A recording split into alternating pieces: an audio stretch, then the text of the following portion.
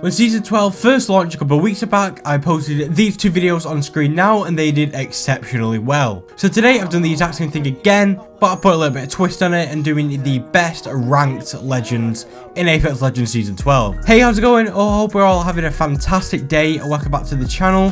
As I said, today we're going over the best legends for ranked in Apex Legends Season 12. Just before we get to today's video, make sure you go down below and hit that subscribe button. Thank you guys so much for 1.2k subs. Your support means the absolute world to me. Whilst you're down there, make sure to join the community Discord and don't forget to leave a like. So if you don't know what tier list is, we do loads of these on this channel. We start off at C tier and we'll work our way up to S tier. Now, I always start off from C tier when doing legend tier list because I don't believe that any legend is bad.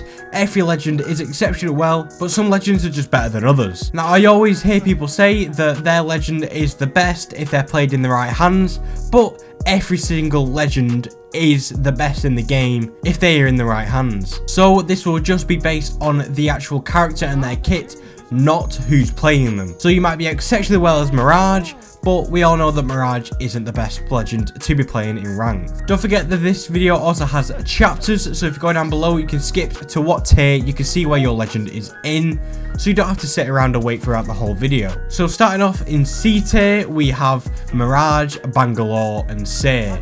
Now for me, Bangalore has actually never been this low at a tier before. For me, she's always around high B tier, and that's because she's a very balanced legend.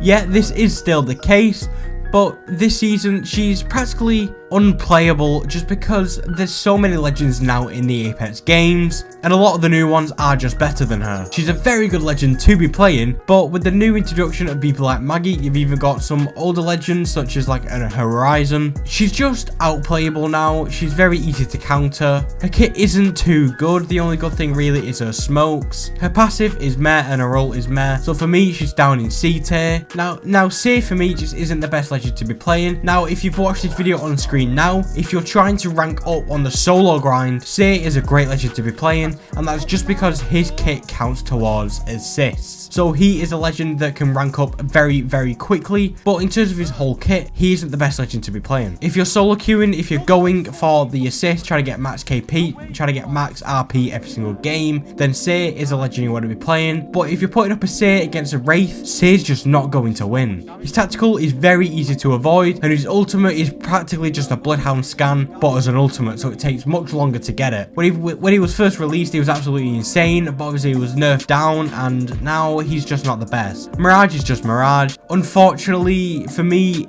he could be put up to B tier, but that's it. Mirage is always going to be towards the lower end of the tier list. Now, as I said at the very beginning, if you're good at Mirage, play Mirage. Obviously, if you're most comfortable as playing Mirage, you got to play better as Mirage, so do that. But if we're talking about actual kit, Mirage just isn't up there. The only good thing that he really brings to the table is that he can control his decoys and that he has invisible res, and that's about it really. Invisible res is very good, but he needs something else for him to be put much higher for me. So moving up to B tier, we now have Revenant, Rampart, Fuse, Ash and Caustic. Now in the main tier list that I posted, I selected Caustic, and that was because obviously it was a tier list prediction. I was predicting where I think legends will be towards the season, and Caustic, I did not realize that his barrels actually had health. I thought you just shot the bottom of it and it disappeared. But you practically have to empty a whole mag into his gas canisters for it to be destroyed. Now, because of this, he's actually a lot better than I actually predicted him to be. Don't get me wrong, his nerf is absolutely catastrophic. He's not as a good legend as he used to be. I really don't see Caustics that much in ranked, especially in this season when you're up in the higher lobbies like Diamond and above. From my personal experience, you're not seeing that many Caustics. And that's just because he's not the better legend to be playing if you're trying to hold some sort of ground, trying to hold a building. He's not the best legend for that anymore. And the exact same thing happens for Rampart. That's why she's also down in B tier. Now, she didn't actually get a direct nerf, but she got a huge counter. And that's because of the new introduction of Mad Maggie. Mad Maggie's tactical can just absolutely rip people who are standing behind her barriers, and she's just unplayable. The only thing good about Rampart right now is her passive, which is the more shots in an LMG and faster reload with an LMG, and her ultimate. Sheila will always be overpowered, but that's what makes Rampart Rampart. She's very good in that sense, but for his tactical, her main thing, which was her barriers, there's no point using them anymore. With a Mad Maggie involved, there's just no point putting them up because you've got to stand behind them and you're going to get burned. Now, Ash is still technically a relatively new legend. She came out last season, and obviously now this is her second season of her being in ranked. She isn't really used that much anymore. She was used off the rip because people thought her ultimate was insane, but looking back on it now, it's basically just a B-Tech Wraith. Yes, it's very good for getting the initial push or even retreating from the fight, but it's a one-way system. If you push in with the intent to actually kill the enemy team and that doesn't go your way, you have no backup plan. With the Wraith, you can push, you can realize that you shouldn't have pushed, you can go back, retreat, you can restart with Wraith. With Ash, there's no restarting. There's pushing in. If you're going to die, you are going to die. There's no way around it. Her ultimate for me is also very loud. The audio with Ash in general is just a loud character. So when you ult as Ash, there's no being sneaky about it. If you ult, the whole team knows about it. People are going to know that you've ulted. People are going to counter you straight away. They're going to retreat or they're just going to camp you. So Ash is a good legend, but there are just some legends which are better than her, including Wraith. Fuse is a tricky one for me and always has been, and that's because we haven't really seen a legend like Fuse before. He came out in season 8, we've not seen anything like him since, apart from technically Mad Maggie. But Fuse is a little bit hard to rank because it totally depends on the situation that you're in. If you're playing someone like a Gibby, he's got to be useful in every single situation. With someone like a Fuse, if you're out in the open, there's just no point with him. But for Fuse, it's more of denying access to areas. So it's like knuckle clustering like a rock, which someone could be rotating to within like the final rings, or even like a box or a truck or even a house. A knuckle cluster can totally deny that area and deny access to that area. So that's where he excels. But for me, he's high B tier, but he doesn't make it an A tier for me. He's a very good legend to be playing. The legends that are higher than him work in possibly a lot more situations that he does. And I think for me, the same goes for Revenant. Now, his ultimate is pretty good, especially paired with someone like an Octane. But Rev, again, I feel like it's more of a situational character. From my personal experience, I never get hit by his silence. If I do, it was total by accident. I feel like his tactical is kind of the same as Ash's, that it's hard to predict. It's actually hard to get people within it unless they're in a small vicinity, like cramped in a room, something like that. And his faster crouch walking, silent when crouching, walking higher, climbing higher than other people. It's a good idea, but I don't think it was executed properly. I feel like that it really isn't much use. And if you're playing Revenant, you're not really going to be crouch walking just because you know that it's faster and that it's silent. Like, I don't know. I feel like it was a good idea and it just wasn't executed properly when he was first released. And I feel like that's carried over all the way into season 12. Moving up to A tier now. And just before we get here, I just want to say that season 12 is one of the most craziest combos that we will ever see within Apex Legends Ranked. People got buffs, people got nerfs, there was new legends introduced, and this has totally shaken up the legend rotation, the pick rates, everything. These legends now, you may not even have thought of them as being a good legend. But without any more talking, let's get straight into it. And in A tier, we have Crypto, we have Horizon, we have Mad Maggie, we have Loba, we have Wraith, Watson, Pathfinder, and finally Lifeline. There's a hell of a lot of people in A tier, and that's because I don't believe they're bad enough to be in B tier, but I don't think they excel enough to be in S tier. So the rank that they have ended up in is being A tier. Now, Crypto, I absolutely love having a Crypto on my team. I'm going to say my team comp personally is a Crypto, Loba, and a Mad Maggie. It sounds ridiculous. A couple seasons back, having a Crypto and a Loba in high ranks just doesn't sound right at all. But within the diamond lobbies, it shreds. Crypto now not being have to be in his drone, like he can just throw it out and scan the area, is absolutely insane. Throw his drone as EMP, Like when you had a crypto, it usually become a 2v3 situation with the help obviously of the surveillance of the crypto, but now you get the surveillance and the info with having a third teammate involved. It's like playing Call of Duty and popping a UAV. It's absolutely insane. All three of you guys are fighting, and it's so good this season having a crypto. You're all fighting, you get pings every time someone is scanned, as well as being able to capture enemy teams rotating in. Crypto is a very good legend to be running and helped in a lot of combos this season. Now Horizon, when she first came out, she was a very good legend, and I don't think she's changed that much at all. I feel like she was a very good legend when she first came out, and she hasn't changed since. She's a very good solo legend. She lacks a little bit within the team play. Obviously her ultimate kind of allows her team to get involved. She excels more in the solo, as her passive obviously affects her. Yeah, she's a very good legend to be running. When she first came out, she was absolutely exceeding, and she's still exceeding to this day. I used to put her in S tier, but now I think she's more of an A tier legend. Her pick rate has kind of gone down a little bit, especially this rank split. We're not on Storm Point, so the whole graph cannon thing where she can just land and slide because of her passive isn't a thing anymore. We're on Olympus. Yes, this is like her map, but if you're on Storm Point, I would say she's an S tier legend. Now, Mad Maggie is my personal favourite legend, but I haven't actually put her in S tier. And this is because, yes, her kit allows for a brand new mechanic within the game, being able to push teams apart, push people out of cover. It allows for like a whole new mechanic within the game, but I would not say it's overpowered. Her drill does a reasonable amount of damage, but yeah, it's not OP.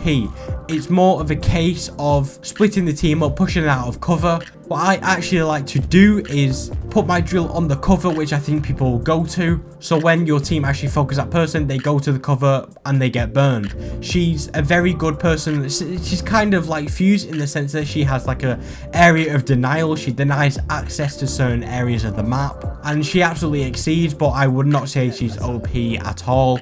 And that's because her ultimate isn't OP.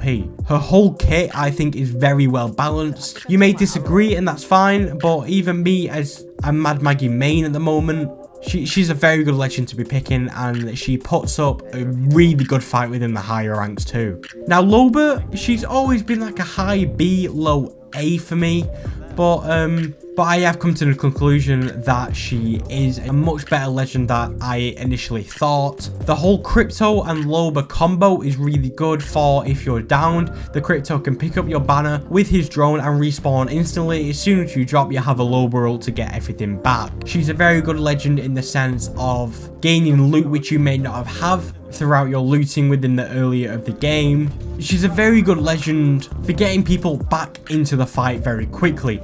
She's really good at getting you equipped up very quickly. If you run out of ammo, you have a low barrel spare to get all the ammo back, all the meds back that you need. She's very good for me, I would say, within like the end circles, picking up all the loot from all the death boxes which you may have just shredded all of your ammo from.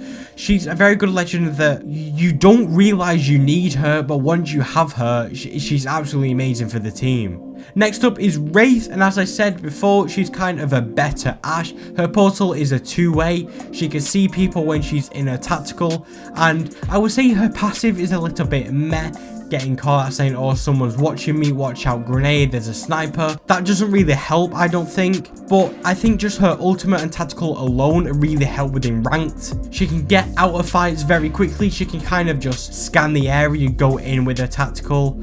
She can survive many ultimates. Her team getting from point A to point B is really, really quick, or even the other way around, getting from point B to point A. Try to go back on yourself. Her ultimate allows you to do that, allows her team to do that as well, which is key within rank. And she's a very well balanced legend. She's not OP, she's not underrated. At the moment, Ray for me is just perfect. It all depends on what type of team comp you are running, but Wraith is pretty good in any situation. Watson is in A tier, and this for me is because she is the best legend to be running if you're running more of a defensive style team. For me, she now takes caustic place. She's the best for holding down areas, for holding down buildings, for bunkering down. She's the best legend for that. Her ultimate can just get rid of any sort of danger which is thrown, such as frags, ultimates, that kind of thing. Her ultimate just totally allows that danger to be gone. Shield regen with her ultimate as well, which is really good.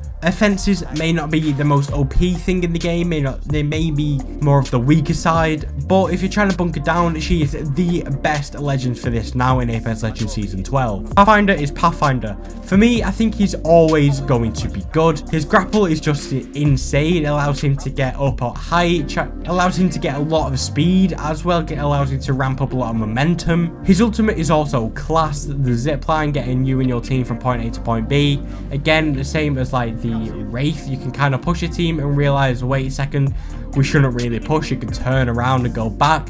The only thing about his ult is that you're kind of vulnerable when you're on it within the open, but his ultimate can be used a lot of things, like such as like zipline boost jumping and stuff like that. But yeah, Pathfinder, he's always got to be good. He's a staple within the Apex Legends ranked. There may be other legends you want to run which may be in S tier. If you're good at Pathfinder, there's no harm in using him. He's going to excel in any ranks of the game. Lifeline is A tier for me, and that's because of her drone. Her drone being able to raise your teammates back up to health, back up ready to fight again. Her drone allows her whole team to get healed too. The only thing that kind of pushes her down for me is her ultimate.